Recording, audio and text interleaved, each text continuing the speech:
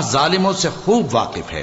کہہ دو کہ موت جس سے تم بھاگتے ہو وہ تو تمہارے سامنے آ کر رہے گی، پھر تم پوشیدہ اور ظاہر کے جاننے والے مالک کی طرف لوٹائے جاؤ گے، پھر جو کچھ تم کرتے رہے ہو وہ سب تمہیں بتائے گا۔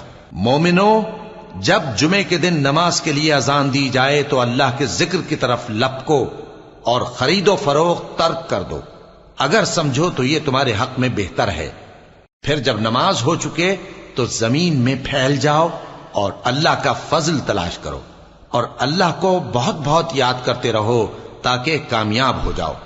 اور جب ان لوگوں نے سودا بکتا یا تماشا ہوتا دیکھا تو ادھر بھاگ لیے، اور اے نبی صلی اللہ علیہ وآلہ وسلم تمہیں خطبے میں کھڑا چھوڑ گئے۔